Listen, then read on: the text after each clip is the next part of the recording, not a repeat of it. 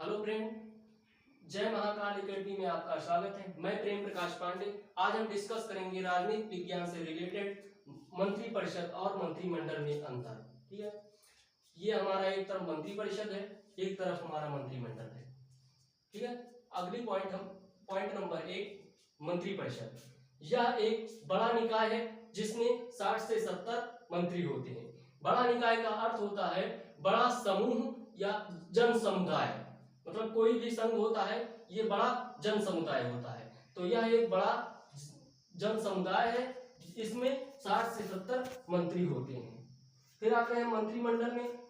यह एक लघु निकाय है, मतलब छोटा समुदाय है, छोटा निवास स्थान है। इसमें 15 से 20 मंत्री होते हैं।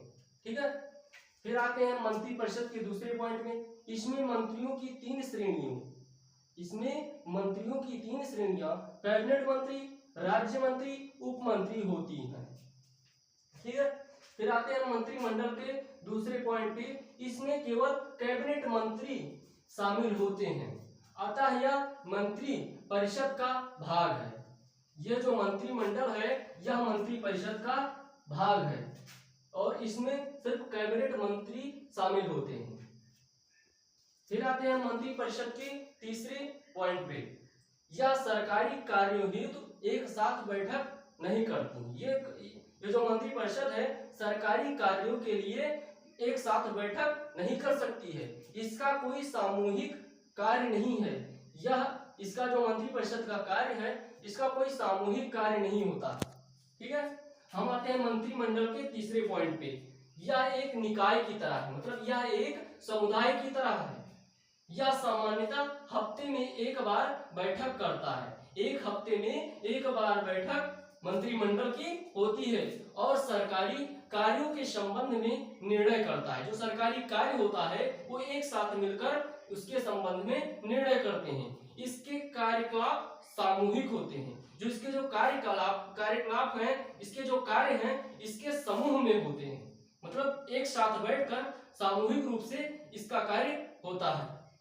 ठीक है, आते हैं मंत्री परिषद के चौथे पॉइंट पे। पॉइंट नंबर 4, इसे सभी शक्तियां प्राप्त हैं परंतु कागजों में। जो मंत्री परिषद की शक्तियां तो इसको सभी प्राप्त हैं परंतु कागजों में।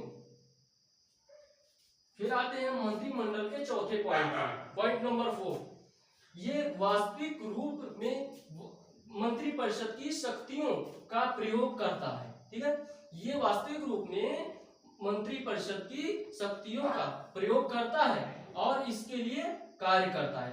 जो मंत्री परिषद है, मंत्री परिषद के लिए मंत्रिमंडल उसकी शक्तियों का प्रयोग करता है और इसके कार्य के लिए कार्य करता है। इसके लिए जो मंत्री परिषद है उसके लिए कार्य करता है। फिर आता है हमारा अगला पॉइंट नंबर 5। ये है हमारा मंत्री परिषद।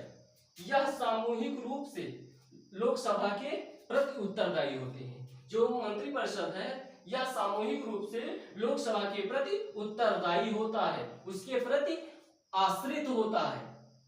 ठीक है, ये हमारा 5वां पॉइंट आता है मंत्रिमंडल का। ये मंत्री परिषद की लोकसभा के प्रति सामूहिक जिम्मेदारी को लागू करता है। ये जो हमारा मंत्रिमंडल है ये मंत्री परिषद की लोकसभा के प्रति सामूहिक जिम्मेदारी है उसको लागू करता है। ठीक है, ये हमारे थे पॉलिटिकल साइंस से रिलेटेड कुछ इंपॉर्टेंट पॉइंट, मंत्री परिषद और मंत्रिमंडल में अंतर।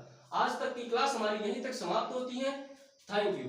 अगर नए हैं तो चैनल को सब्सक्राइब कीजिए, फॉलो कीजिए और हमारे वीडियो को ज्यादा से ज्यादा शेयर कीजिए। धन्यवाद।